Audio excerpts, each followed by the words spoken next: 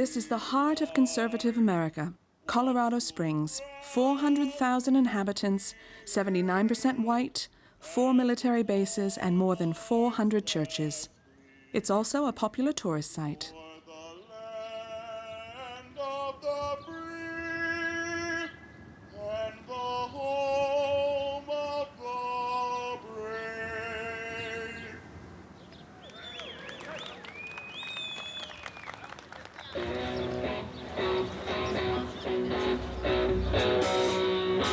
Wealthy sponsors offer the annual street breakfast to local citizens who celebrate the myth of the Wild West and patriotism.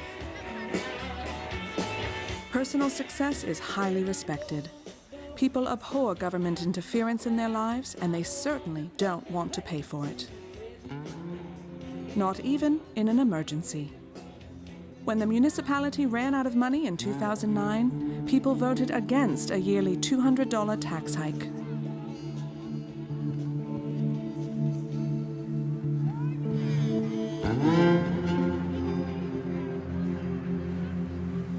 Chuck is a successful businessman. He voted no, in spite of government warnings that there would be drastic budget cuts if the tax hike was refused.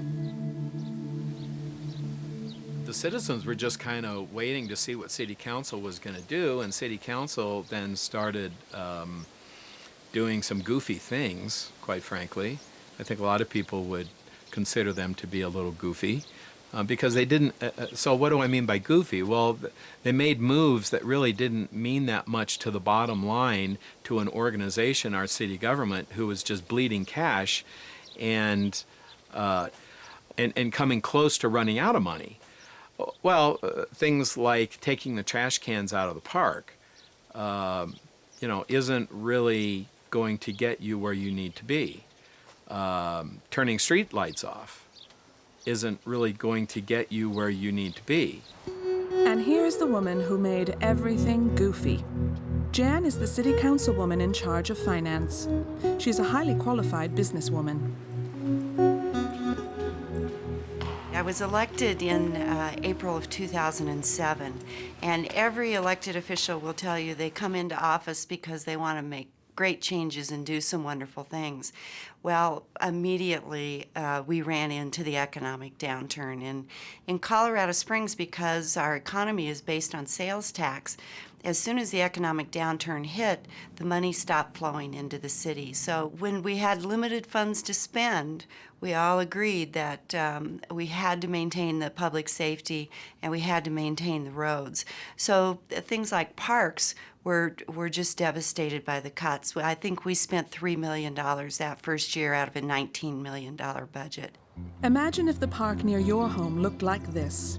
No more irrigation, no more trash collection, and no more public restrooms. The swimming pools are closed, the streets remain unrepaired, and a third of the city is left in the dark. Starting in January of 2010, when the cuts actually began to occur, for the first time, people began to sit up and really take notice of, well, what's this? And as a direct result, here at City Hall, we responded with an Adopt a Streetlight program, for example, for I believe it was a little over $100. You could pay for an annual fee to get the streetlight turned back on in your neighborhood. We also created an Adopt a Trash Can program for the parks and an Adopt a Park program, so people could, in a neighborhood, could actually adopt their park. And it worked. The local residents, the very same who refused to pay an extra $200 per year in taxes, doled out thousands of dollars to adopt 140 trash cans, 126 parks, and some flower beds.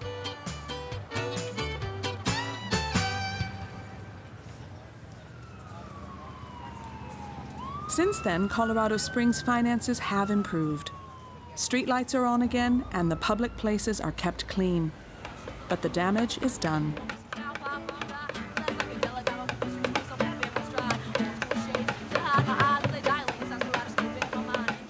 This strange situation is ideal for the business community. They can now justify their criticisms against local authorities.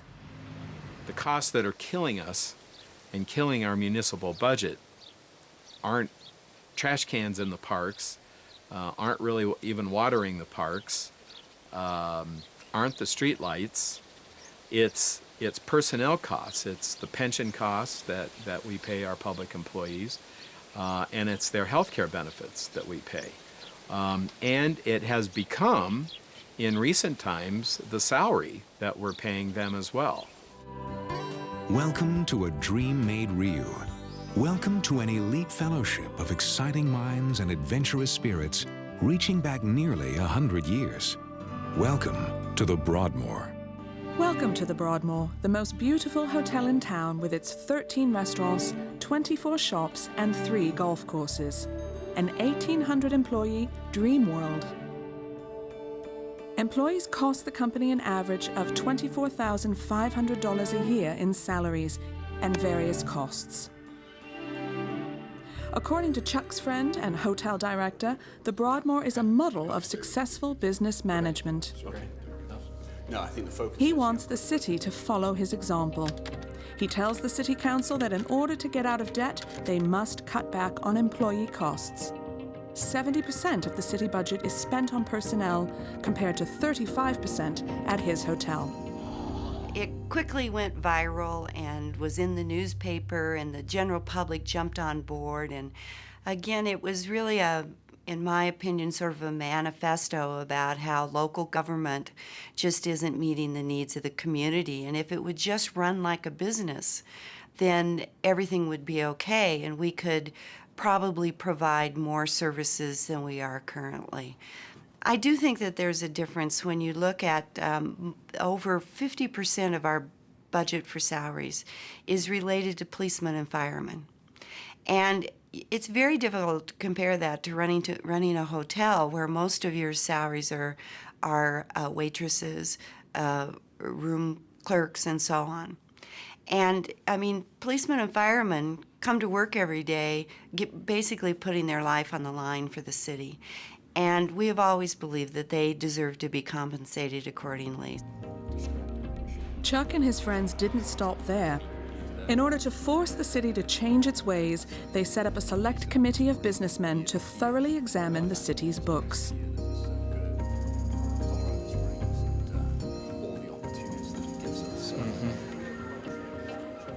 That day, they present their recommendations to a group of economic and political leaders, including Jan. Really what we're trying to do is enable Colorado Springs to be one of the most efficient and effective municipalities in the United States and indeed in the world. We looked as a city committee at the city of Colorado Springs like it was a business that we were going to take over, that we were going to acquire the city of Colorado Springs. So we did a deep dive on the financials, thanks to Barry, who sat up front here. I think we're now up to something like 50,000 lines of Excel. So he can probably tell you how many paper clips the police department uses every month, if you needed to know that. But certainly, above all, we have been data-driven. What I want to say as I look at this, you know, I wish everybody here could walk in my shoes for 6 months. We really are faced with difficult decisions based upon services that the city currently provides in many cases to the most underserved populations in our community. There's more to Colorado Springs than just charts and graphs. And we as a community need to continue to have the conversations about what do we want to be and what services do we want to provide. And so I just share some of my thoughts to kind of help balance the conversation a little bit beyond just charts and graphs and who the city is. So yep. Bob, thanks you. Jen. And thank you.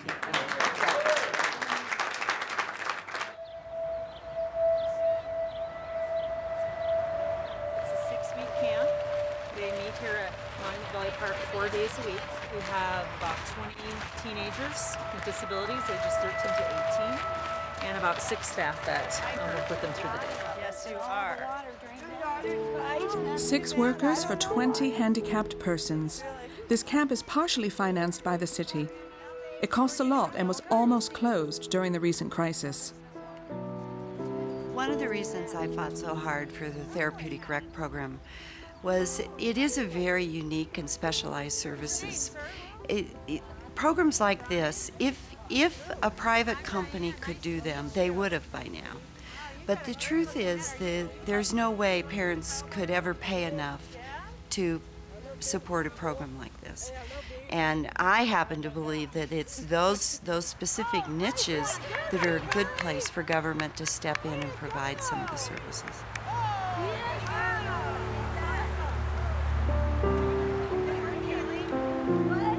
Jan holds on, but it is very difficult. Colorado Springs doesn't value such work or the role of the city. Jan's salary says it all. Members of this non-professional city council receive $6,200 a year. But that's not all. After the budget-cutting process, the businessmen managed to get a new mayor elected with strong new powers. I think the local business community really felt that having 9 council members make all the decisions just wasn't working. And they decided that to change the form of government to what is known as a strong mayor, council mayor form of government, the business community was very supportive. They spent significant dollars to be sure that ballot measure passed so that they could respond to only one person in city government rather than the 9 members of city council. You feel sometimes sidelined. In the new form of government, yes, all the city staff works directly for the mayor and not council, so I no longer have the authority to call city staff to get things done.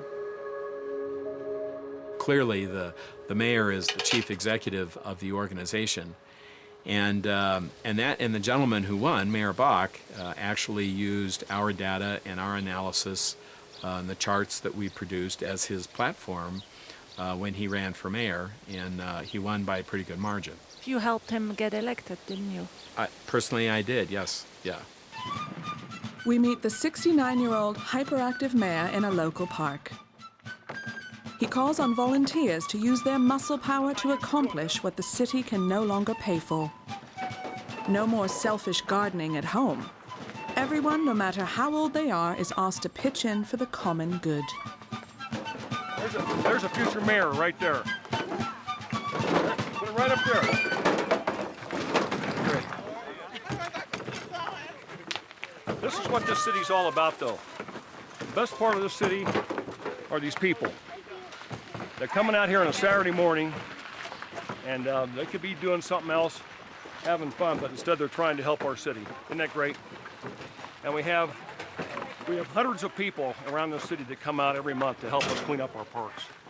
And I think it's important for the mayor to set the tone, to set the example. This is the best part of my job, honestly, being out here with these people. This beats being in politics. It really does. And we realize as a community that government is not going to be able to do everything for us. We're going to have to find some of our own solutions and do more things ourselves. So this is an example of that. Mr. Mayor loves good examples. Here's another, the ideal bureaucrat.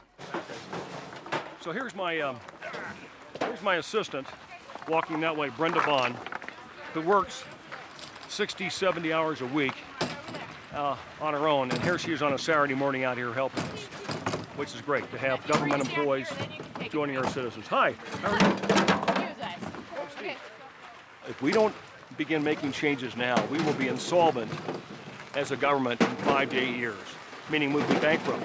So we must rethink everything we're doing. We must reinvent and innovate. And so we are doing outsourcing and more of it. And why? Because we think it'll be less expensive to the community. And the reason is when we hire employees, we're required to have a guaranteed pension for them, and we can't afford that for the future. I have to go back to work right now. Like the trash collection that has always been in private hands, the mayor has handed over the management of the city's largest hospital, the public swimming pools, and the park maintenance to private enterprises. It's easy. Take the municipal gardeners, for example. 12 were fired and replaced by the employees of a private company. These private sector services do cost the city 20% less.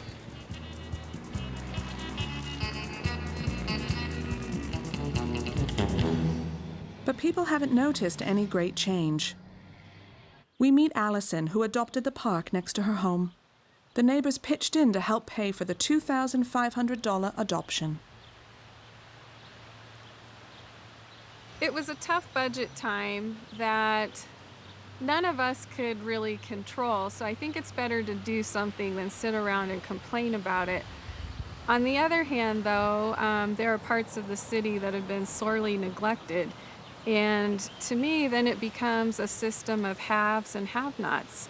So neighborhoods where people are capable, they have the time, they have the money to do this, are fine. But in the parts of the city where people are more challenged financially, you know, I don't think parks should be a matter of how much money you have. Would you be ready to adopt this park again? In a minimal way, yes, but do I want to maintain the park forever? No. It almost feels like a broken contract. We moved here. The park was maintained by the city.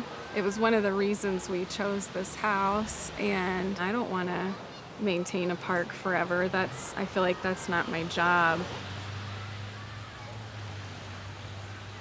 You have now a strong mayor. He's really saying, well, that's a new reality. We don't have the money. What do you think of your strong mayor? Well, I don't know if he's been in office long enough for me to form an opinion about his job, but I actually do believe that this is a new reality. Sadly, I think the economy, the budget cuts are going to be kind of a way of life for us.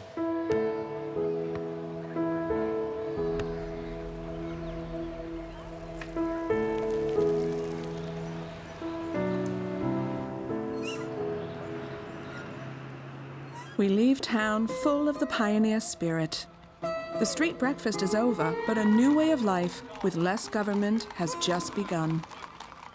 It's too early to know what will happen. Too early to know if the business method will save the city from bankruptcy.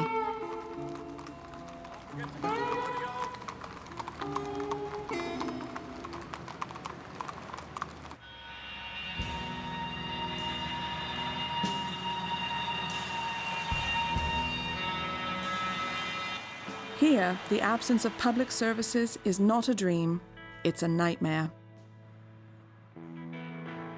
Trenton, the capital city of New Jersey, is only an hour away from New York City. It has suffered industrial decline and is devastated by poverty and unemployment. Here, too, the municipal budget is in the red, but things have gone much further than in Colorado Springs. A shocking announcement was made in September 2011. We feel that the only options we have now is to cut where we receive the most significant savings. And unfortunately for us, it's our public safety entities. These boots lined up behind me says it all. 108 Trenton police officers have been laid off today. Their absence sends a powerful message. 108 police officers, 1/3 of the force laid off. Vital services cut off for lack of money. The impact is severe. Trenton's police officers already work in one of the most dangerous small cities in the United States, so it is extremely difficult for those remaining on the force. A lack of manpower increases the risk of danger.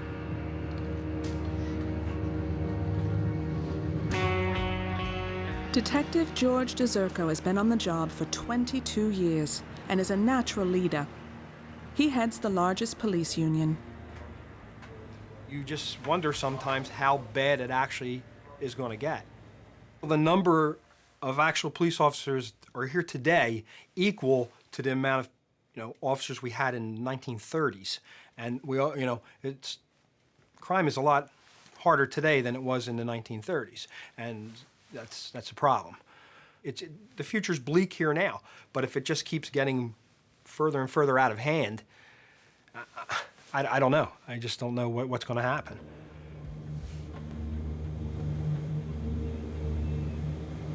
There are now fewer policemen and women on patrol and fewer investigating officers. 100 men. Aside from numerous layoffs, 40 officers have been demoted. But again, like yourself, not worry about the pressing times. Mark Kiefer was about to head the criminal brigade, but is now a sergeant with 15% less pay. It's just hard. It's depressing. It's like going to work every day and jumping in the river.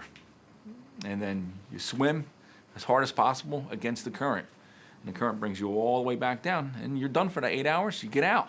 Well, you're nowhere closer to accomplishing your goals. You're whacked back down. You're way down the river. So next day you come in, you jump in the same spot, you swim as hard as possible, and you're going against the current, and you're back down again. So that's where we're at right now. The big economic boom here is the drug activity. There's a lot of drug activity that goes, in the city. And the gangs control a lot of the drug activity, and that spawns off into the violence for turf wars. Who's going to control drug trafficking in this area versus that area, and it gets intense. Police layoffs mean greater freedom to commit crimes. In 9 months, car theft has increased by 80%, violent robbery by 55%, and armed attacks by 76%.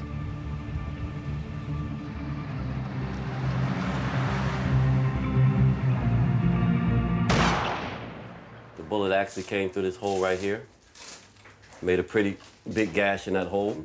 And as you can see, when it comes over, it kind of hit a little bit up here and put a bullet hole and actually went right through the wall there. This is level with my head.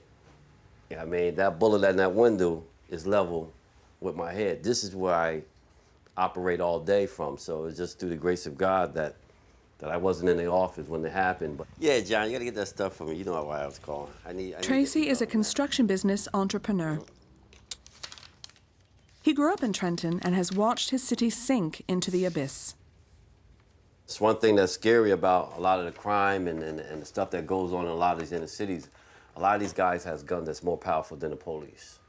And when you have guns that's more powerful than the police and people that don't know how to shoot them, you have stuff like this where bullets come flying through people's windows and innocent bystanders are harmed, or young ladies or young girls or older mothers are being shot by a stray bullet. Seemingly nothing can stop the criminals. Mark takes us to the scene of a crime that took place 2 weeks before our arrival.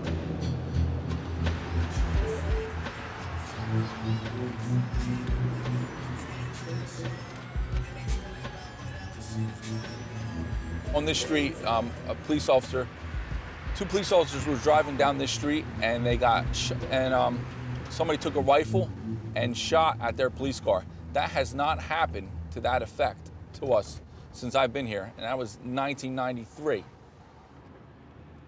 First time they shot with an assault rifle. Okay, now you're talking rifle rounds are pretty big. Rifle rounds go through cars and go through seats and go through bulletproof vests. A bulletproof vest is not going to stop a rifle round. It'll go right through you. They actually targeted us. It's kind of like a war out here. So this is a really bad sign when they begin to shoot other people. Yes, I mean it's a shame when they shoot at everybody, but we're protectors of society. So when you're going to take out the protectors, then there's problems. We have problems with society then. The police will not allow us to film the patrol for security reasons. They say they cannot guarantee our safety.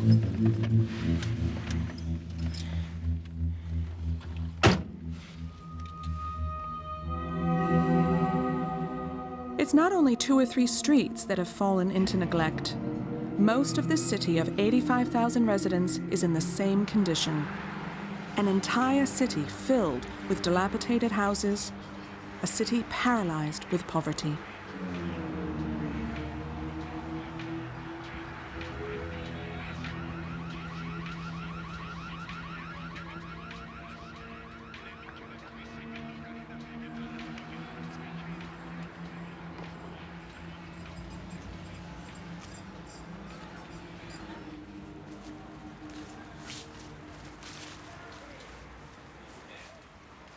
Perry and his father run a small association that is fighting to improve safety in Trenton.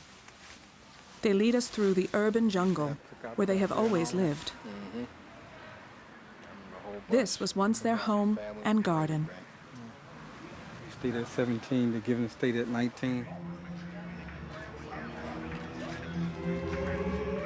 These streets is what helped to make me the person I am, and then coming back and seeing the way it is now is really heartbreaking.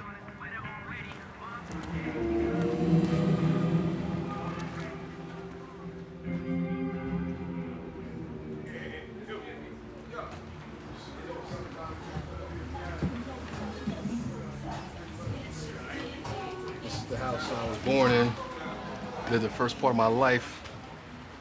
I remember a lot of nice memories here. I remember a lot of families lived over here, a lot of hard-working families. And to see it in the way it's looking right now is a total shame. It's the fact that it wasn't like this. And I just don't remember the negativity that's going on right now. What about you, Pop? Well, this is where I brought my kids up. Right here, 17 Sanford Street. They grew up here and got a little old. We moved into the township, but this brings back a lot of memory, this home here. And all the neighbors knew each other and they would take care of each other. And it brings tears to my eyes to see how this is just run down now. You know, everything is infested with drugs and all the people. On this street, everything is infested with drugs? The next street over. This street, next street, for us, ever since the crack era, a lot of families fell apart, and a lot of them have not recovered as of yet. Look at these houses. Look at this street. You can count every other house is an abandoned house. When you have abandoned houses, you have more crime. You got people going in, doing drugs, doing unkindly things.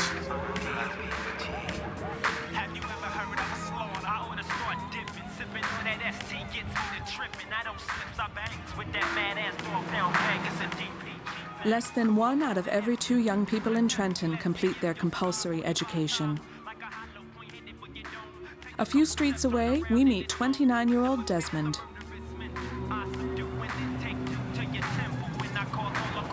I've been off and on with jobs for about the past 10 years, never really kept a job. It's hard out here though, you know? Ain't nothing around here for what it's for us to do but sit on abandoned porches, you know, stand in front of stores. So I just live day by day, the best way I can live. Dealing drugs, basically. Using drugs. Because the police laid off, maybe I won't be getting locked up no time soon. So I'm good right now. No police, I'm good. No law enforcement. This woman doesn't like it. Marge is a firm-minded city councilwoman determined to save Trenton from sinking. Hey, how you doing? How are you? Councilwoman Marge. Protected by a volunteer, she visits the people in her district, which, like the rest of the city, is 85% black. Yeah, you like it? Sorta. I know you. How are you? It's good to see you. Oh my God. How you doing? Well, I'm just Leroy was born in Trenton and has always lived here. Marge met him a few months ago loitering on the street with a group of drug dealers. Things about my city. Okay. So if you want to talk to them, tell them about what's going on. Well, you know, just like any other city, got its ups and downs, but you just got to make it through, you know. So how you doing? I've been all right. I've been okay. Everything's fine. You know, just trying to hang on. Summer just started. Yeah. It ain't got too out of hand yet, but keep who knows? We're trying to. We're trying to have a safe neighborhood. So that's definitely coming up soon. Let me know. All right. Thank you, Y'all honey. have a good day. Thank you. Thanks for coming. Okay. Bye, honey. Y'all have a good day now. Thank you. All right. Thank you. A lot of people won't go up and talk to the young people that are sitting around because they know they're involved in gangs, but I go up and talk to them. And you see the response I get. They remember me, they have my card. If there's issues, I come out and I talk to them. And I just told them one time I was here, I know what goes on in the street, people doing business, which is technically drugs. You need to keep them off your street because let's make this a safe street. And that's what he said. He made that commitment to me. I mean, even if they're involved, I told them to take it somewhere else. So I want to keep the street clean, yeah. But when I first took on this street, it was a disaster. See, you want to know how I know Trenton is, I got to give it to you. Give it to you right. Okay. We've been here for several hours and haven't seen a single police patrol. Yeah, no, you won't either. They come when there's a phone call saying there's something going on here, or they get an alert. But they don't patrol this neighborhood. And even if we had more police, there is no residency requirement. They don't have to live in this city for the police department. For the first few years they do, but once they pass that, they can move out of the city and then they don't care. They come into the city and work and they leave. So we have a lot of things that we have to deal with in this council to try and change the pattern of how the city deals with the city.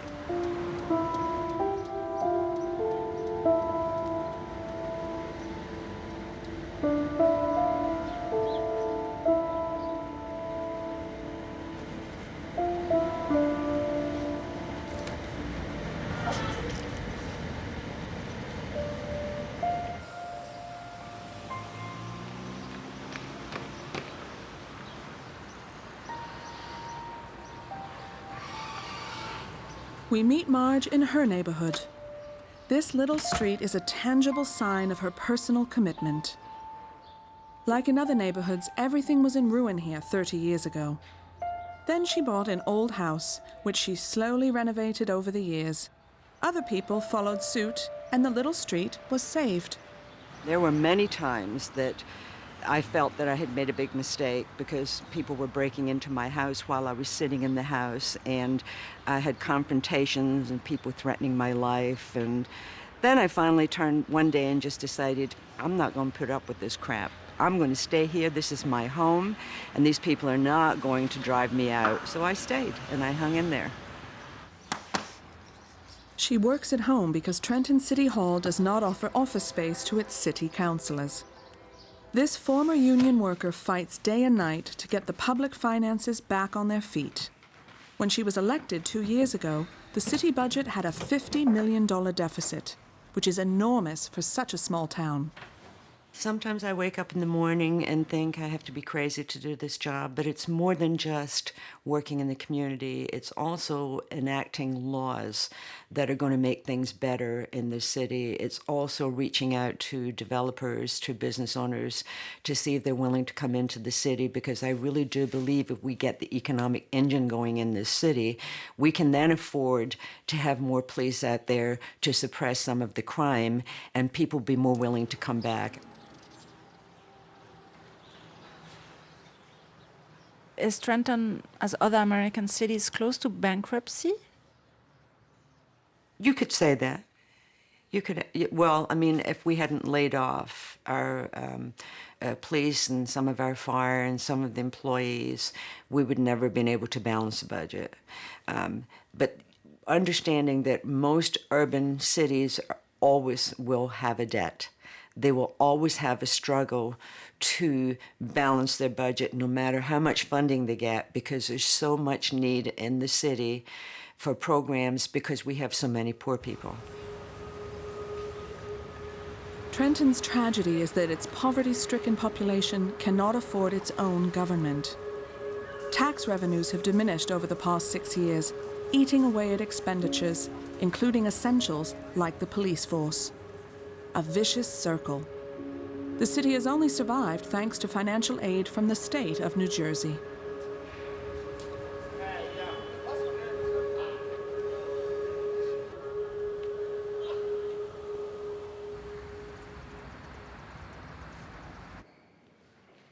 But this is not only a financial crisis.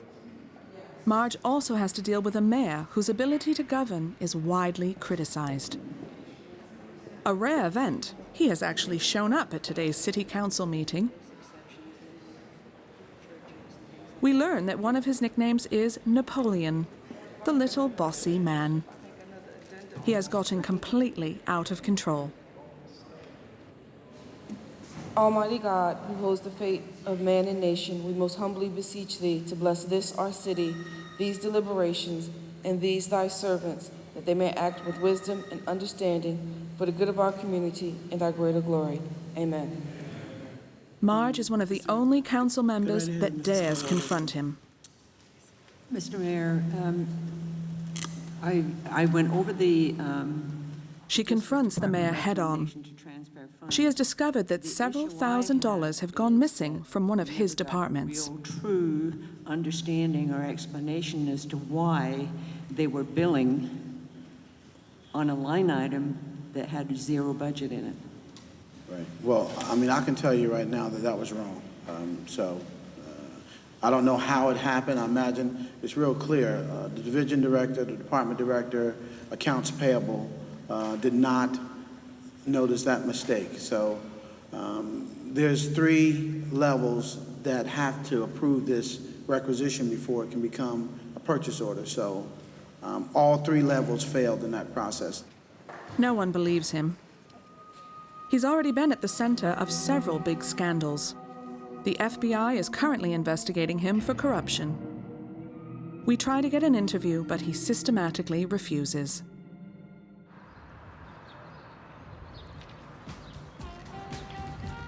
The mayor stands accused by many. Michael is a New Yorker who moved to Trenton 15 years ago. He invites us to his headquarters, a 1950s-style diner reminiscent of the days when the city was prosperous, racially mixed, and safe. Yeah, great. You guys got new potatoes. Michael is a communications expert who decided to fight back after the law enforcement officers were fired. He set up a blog and became a radio host to denounce what was happening in the city government. The city is in a state where people should be showing up to City Hall with burning stakes and ready to drag the mayor out and string him up.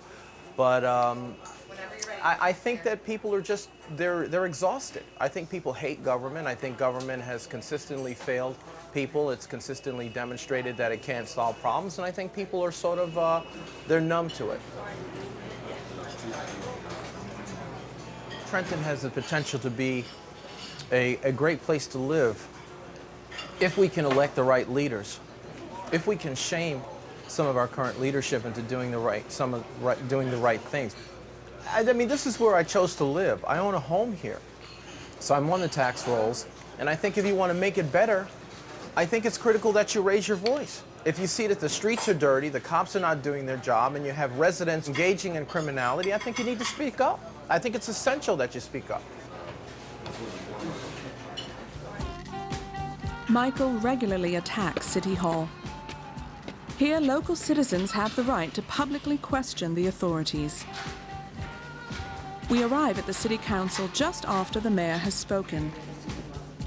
And Michael is angry. Michael Walker. Michael Walker, 630 Lamberton Street. Good afternoon. Good evening. I believe the mayor is not honest. He doesn't tell the truth. And we stand up here and we listen to this BS come out of his mouth, and we stand and you stand here and say, Mayor, I commend you on this and I commend you on that. You can't commend somebody on BS.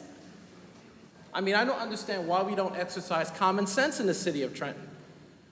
I mean, what's happening here? We're becoming a destination of diminished standards, where we sit around while people are lying and say, well, Mayor, I want to commend you on that lie.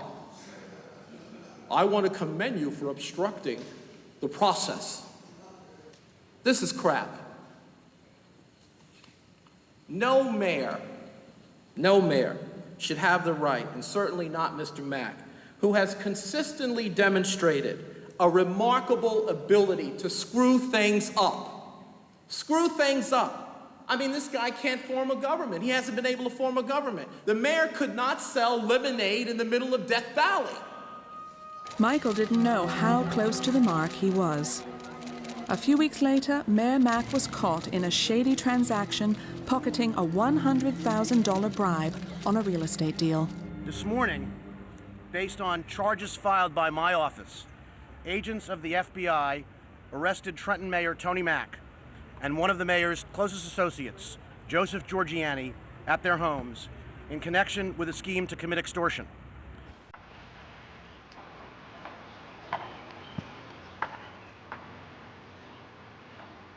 We meet up with Perry and his father as they make their neighborhood rounds.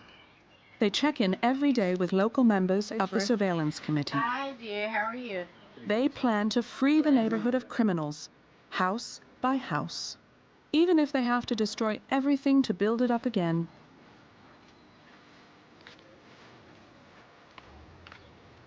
Renovating houses that have been left to ruin is one of their main goals. They work with the unemployed and former gang members.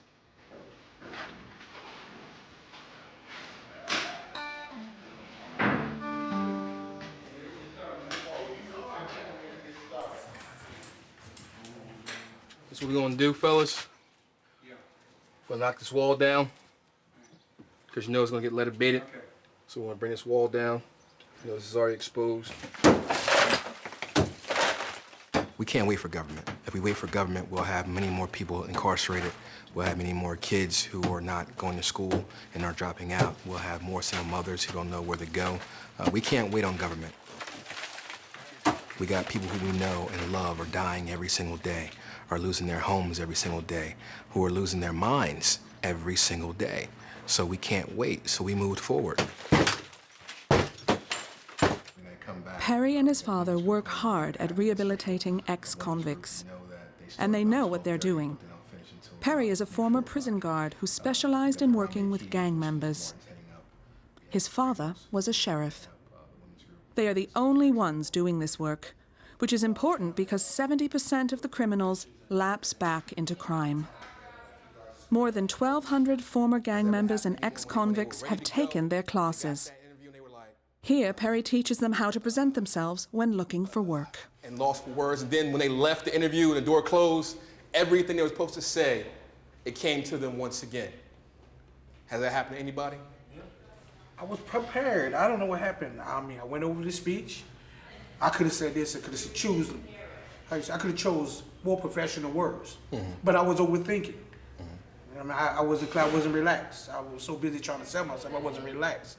Have a hard time concentrating and understand what people are saying, and like, I'm not Einstein, and you know, and I don't, a lot of words that people use, can't comprehend what those words mean, so. The reason why I think we're successful as we are, even though we're limited in our funding, is because we collaborate with the community. We are a nonprofit, but at the same time, we came from the grassroots, so we know the problems and issues that are plaguing the community. We don't talk over their heads. We talk with them and listen to them, most importantly. These are people too, and no one seems to get it. In exchange for their training, Perry obliges his students to do community service. Today, they are cleaning the streets and gardening, services which the city now only rarely offers. You gotta start small steps. But once you start those small steps, the first thing is getting that first step going, next step going, next step going. It's not impossible. Will it be hard? Yes. Do you have to be consistent? Heck yeah. But it can be done. Is this the answer? In Trenton, like in Colorado Springs, it seems that society relies on individual citizen initiative to compensate for the lack of public services, as if small government is becoming the norm. It's not that cut and dry. It's not that simple. And we will always have a need for government because government is for the people, by the people, and that's how it should be. You don't need huge government, and I know that there's a lot of fat that had to be cut from government, but there are certain government services that you do need to have. Where we've failed, we've pretty much let everybody think that they're going to get a handout, and now we have to reinvent the wheel. We really need to start re-educating the people that they will not always be able to depend on free services or subsidized services because we may not always be able to do that.